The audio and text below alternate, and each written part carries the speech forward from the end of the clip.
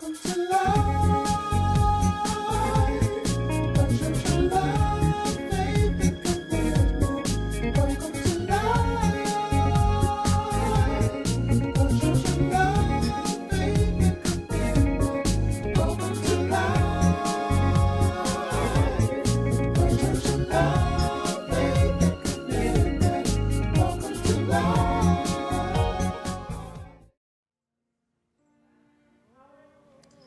This is all we know. He was a preacher.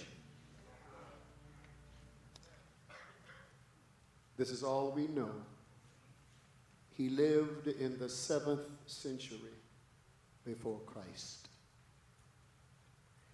He was a contemporary of Jeremiah, Ezekiel, Daniel, and Zephaniah.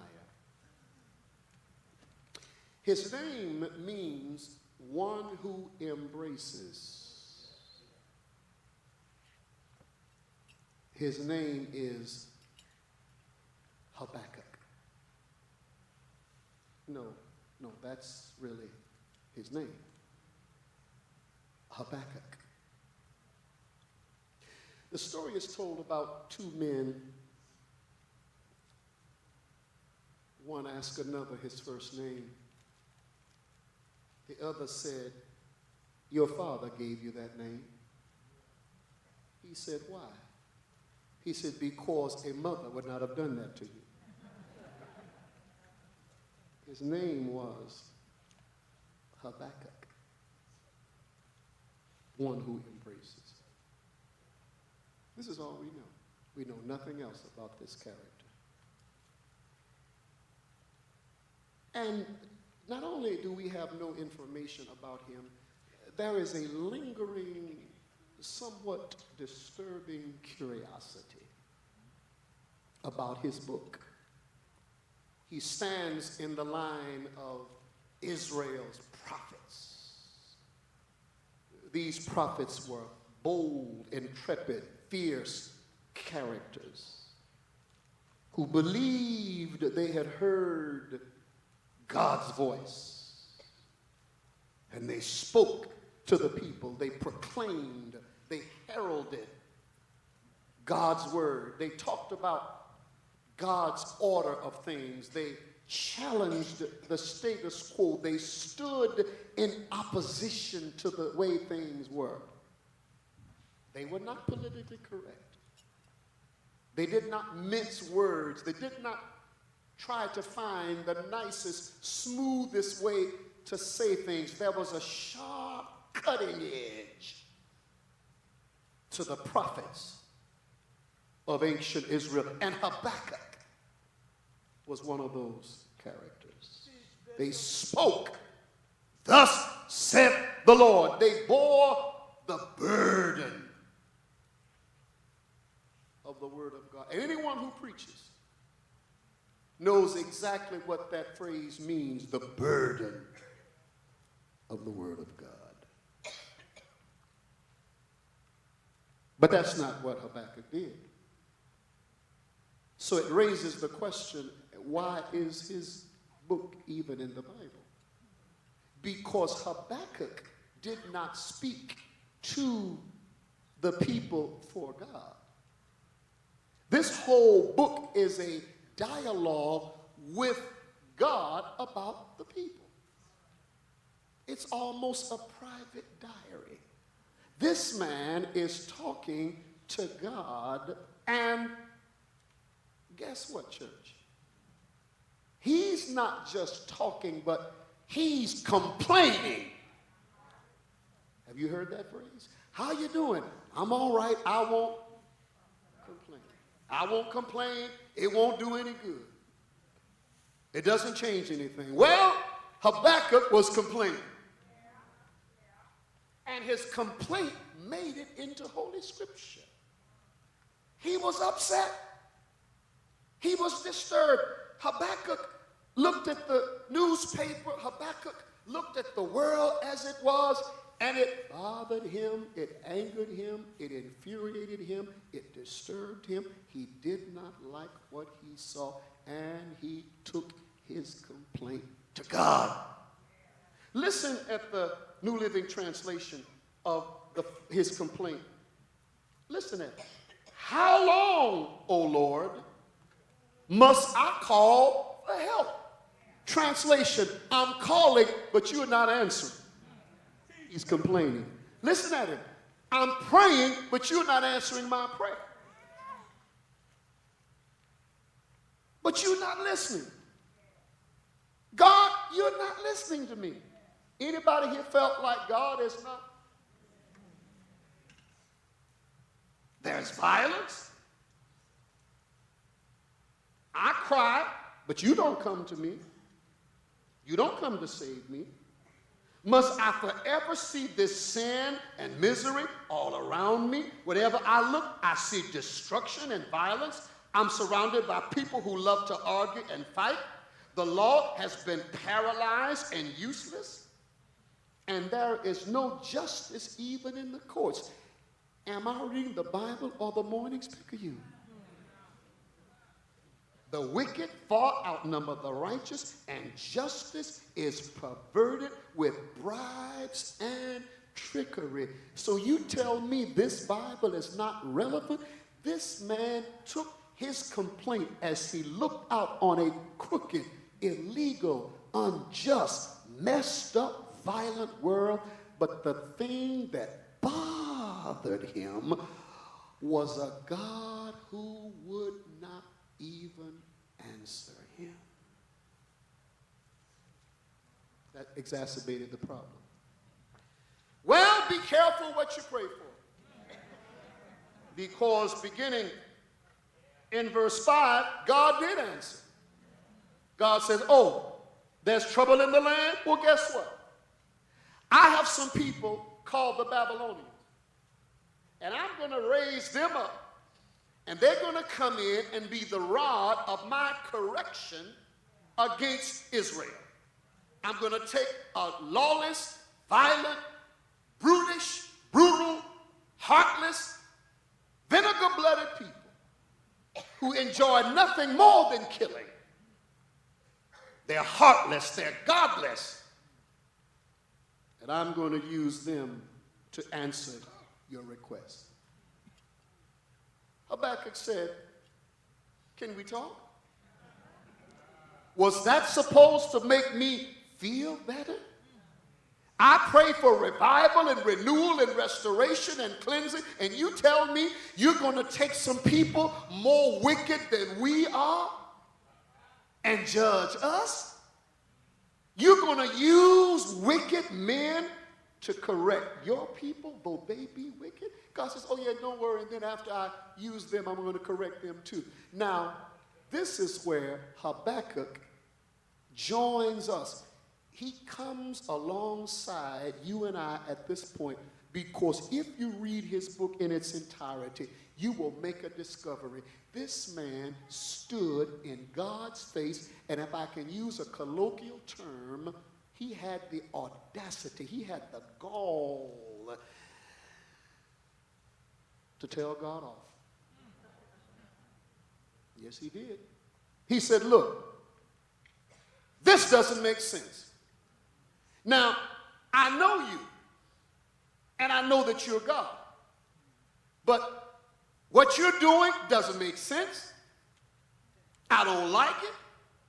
As a matter of fact, this ain't how to run no universe. This is not how you do stuff. I mean, excuse me for correcting you, but this stuff you putting down doesn't make sense. It doesn't make me feel better. It doesn't soothe my spirit. It doesn't answer my prayer. What are you doing? Why are you doing it? Why are you doing it this way? If you would take some advice from me, I'd tell you how to do things, but what you're doing ain't doing right. Come on down here, sit down, talk to me, and I'll tell you how to straighten this out. But your plan ain't making sense, and quite frankly, I don't like it, and right now, I ain't liking you very much.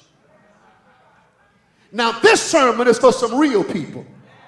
So the saints can go on to Life Learning Center. But for the next few moments, I'm going to preach to the real saints. You ain't really praying till you get down with God. And you know, and I know that when you look at your life and your situation and your church, if you stop being so holy for a minute, you feel like telling God off. why are you doing it like this? I mean, what are we waiting for? Why are we still here? Why haven't things changed? Why you let this happen? Why am I here and not there? Why am I still by myself? Why you let this go on? You let the wicked prosper. You let us suffer. We're trying to do our best. We're trying to hold on. We're trying to pay our tithe.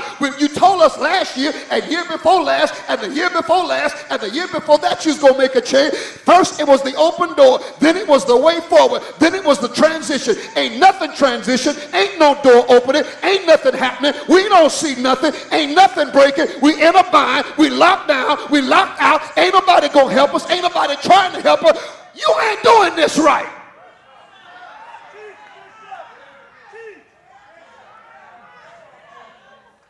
Come on. Is he? No, he ain't doing it right. We should have been out of this a long time ago. What kind of God would put us through this? What have we done so bad we got to suffer and other folks just flying along? And some of them ain't living as good as you living. What you told us to wait. Do you know, Lord, we've been waiting 10 years? Do you know how 10 years? Lord, when I started waiting, I was 50. Now I'm 60. And ain't no sense to be talking about at 70, we're going to get it together. If it ain't together by 70, it's over. I'm sorry, but I ain't Caleb or Abraham. I mean,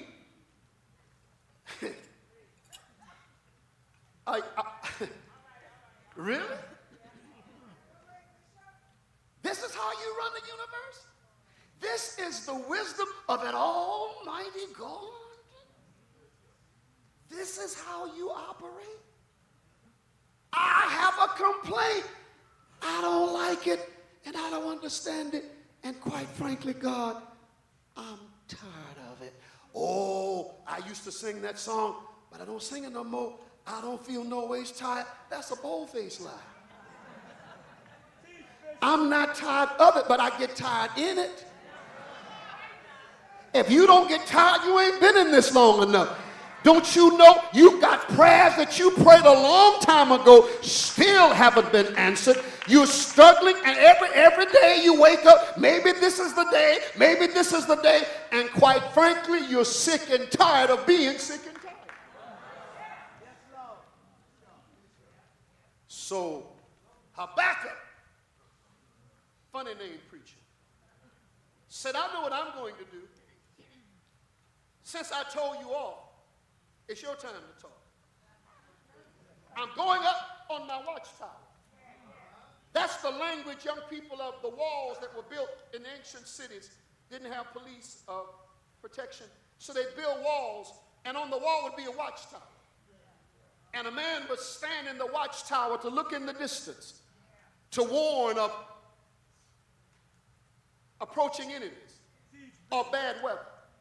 And quite frankly, that's the language in the Old Testament of the prophet, the seer, S-E-E-R, the seer. And you need a preacher that can see. I don't mean with physical eyes, but you need a preacher who can stand on the watch and look in the distance and say, I'm going to preach this in here, it's pretty soon. Watchman, what of the night? So he goes up and he waits. But notice, God did not rebuke him for complaining. One of the reasons some of us cannot be blessed, we're too religious.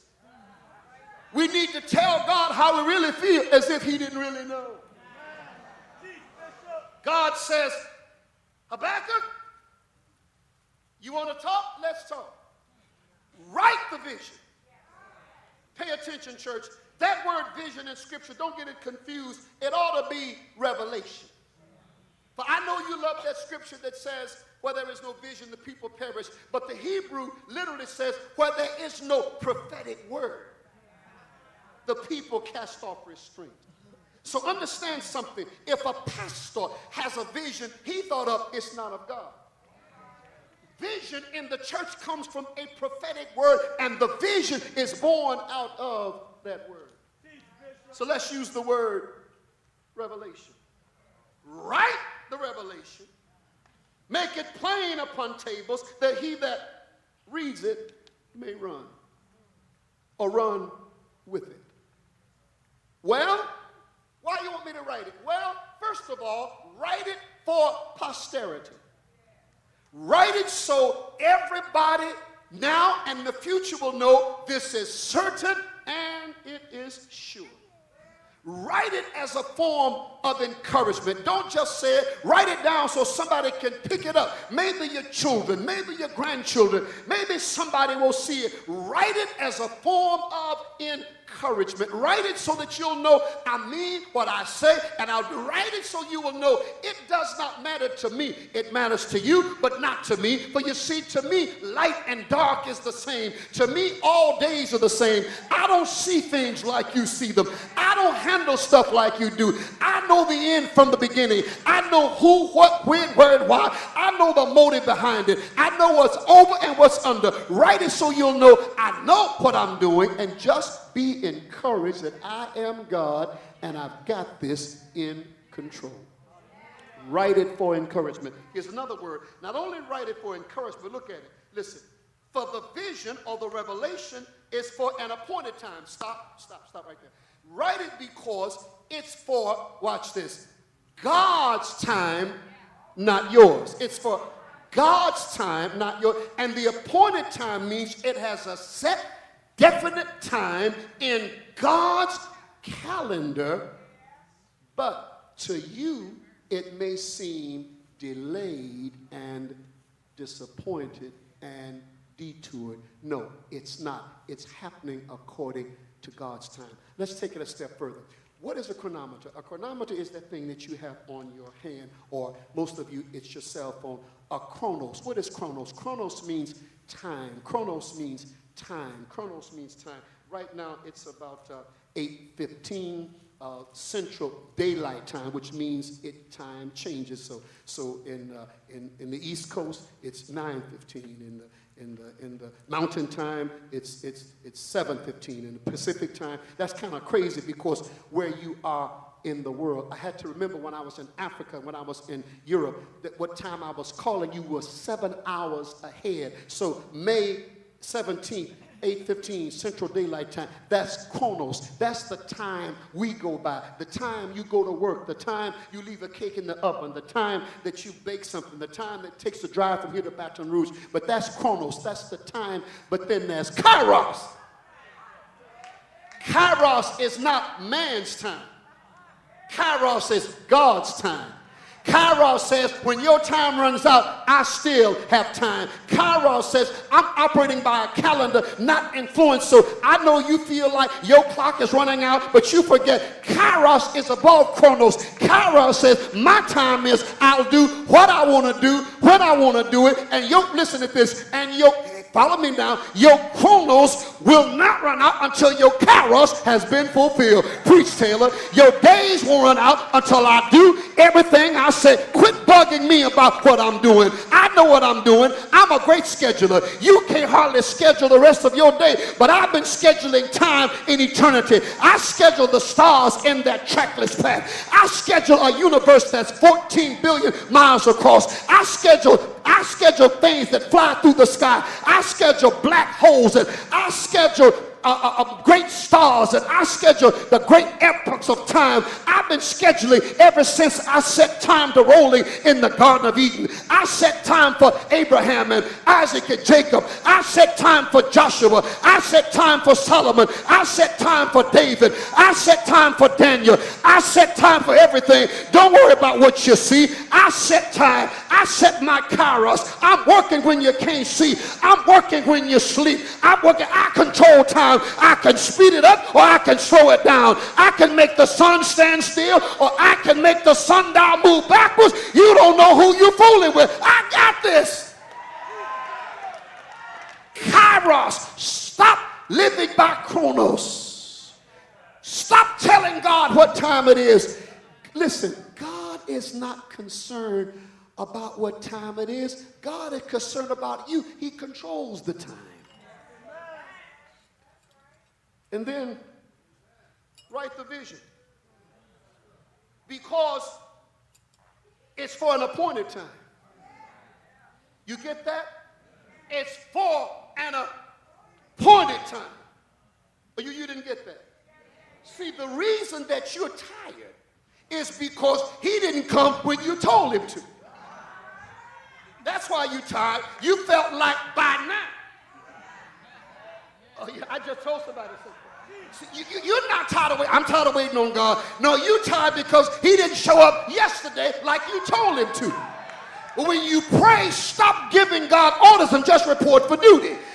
God knows what time it is. God knows I'm 60. He knows when I'll be 80. But everything he planned for me, he planned it before I was born. Let me say that. Oh, I just felt something right there. Everything he laid out, he knows what day it is. He planned everything. And in God's own time, oh my God, if you could just take for a moment and look into God's time, in God's time, everything that's going to change has to change because God operates in eternity. Let me preach some theology this morning. Because God operates in eternity, because God is eternal, God cannot do anything he has not already done. God cannot decide to do something. God ain't gonna do nothing. Everything God's gonna do is already been done, but God did it in eternity, but he manifested in time. Everything God has for me is just a matter of when he chooses to bring it out of eternity into time. I can't rush him, I can't push him, nor do I want to, because God never takes a cake out of the oven until it's done. When I was a child, the ovens didn't have anything on them but temperature. And my aunt was a great baker, and she put a cake in the oven. And I'm going to take you way back now. And they sure enough ain't going to understand this at 10 o'clock. But you help me out. They would make a sample. See, y'all don't know what a sample is. Then they put that cake in the oven. And they wouldn't let you run through the house lest the cake would fall. But then when they start smelling up the house, she'd take a straw out the broom and put it in the cake to see if it was done. If the straw was wet, she'd put it back in the oven. I don't care how impatient you get, God ain't going to bring it out until it's ready. God's not going to bring it out until the appointed time. But you don't have to ask him to do it. Just get the patience to wait. He decided to bless you before you were born. He decided to bring you out before you went in. He decided to deliver you before you got in trouble. All you got to do is let him do it in his time. It will come. Say it back to me. Say it again. It will come. It will not delay. It will not be late. It will not be detoured. Devils can't stop it. Demons can't work against it. Men cannot impede it. Shout, it will come.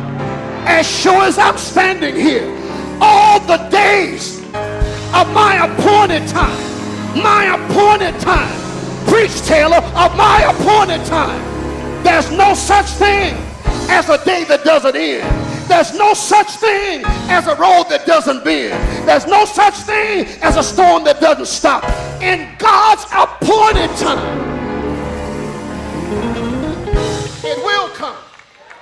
It will come. It will not delay. It will not be detoured. It will not be denied. It cannot be stopped. No weapon can stop it. No army can march against it. No legislature can legislate against it. No king can stop it. No demon can deter it. It will come. It will not be late. So run and be encouraged. Run and not be weary. Run and not faint. Run and don't give out. I believe I'll run on and see what the end is gonna be.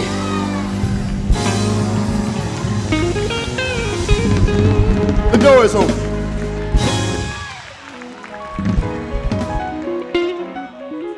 I believe I'll run on.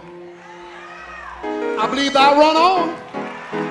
I believe I'll run on.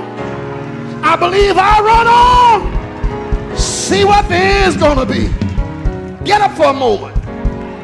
Get up for a moment. Go to somebody and tell them, don't you dare be discouraged. Don't you dare give up now. Take God off of your time and you get in his time. But I guarantee you, he's not a man that he should lie. If he said it, he'll do it. If he spoke it, he'll bring it to pass. It will. It will. It will. It will. It shall. It shall. Yeah.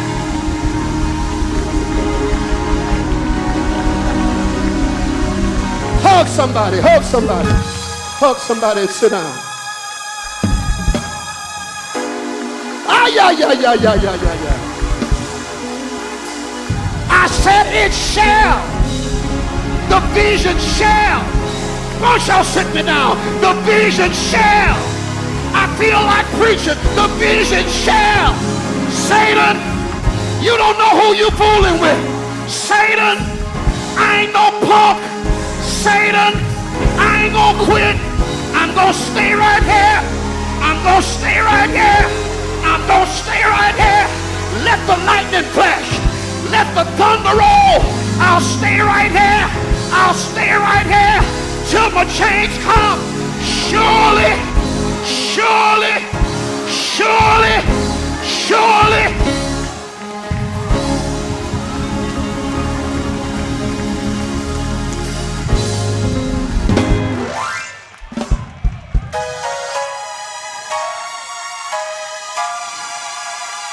I got to close.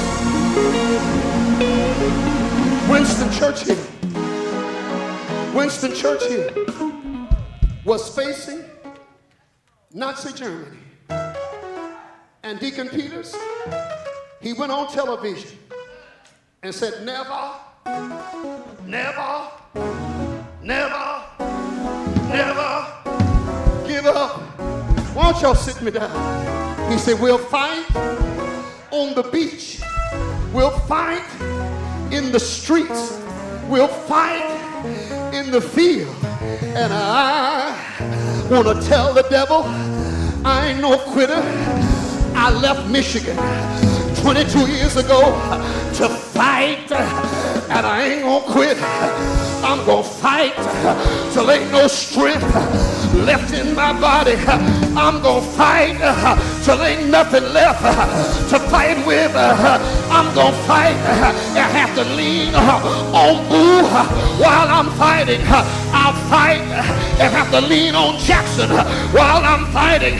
And if I lean on you for a little while, I'll get my second wind. And when I get my second wind, I'm gonna float like a butterfly and sting like a bee. That's the way of J.D. Wiley. Yeah!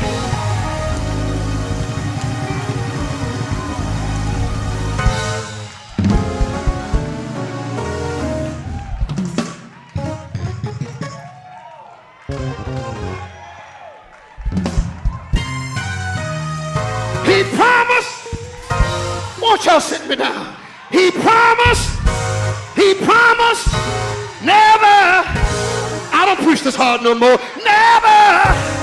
Never. Okay, I holler one time. I asked my daddy once, I said, Daddy, why don't you hoop? He said, I never had the gift. He said, but JD, if I could do it, I'd do it one time and cut it off. Ah, yeah, the door is open.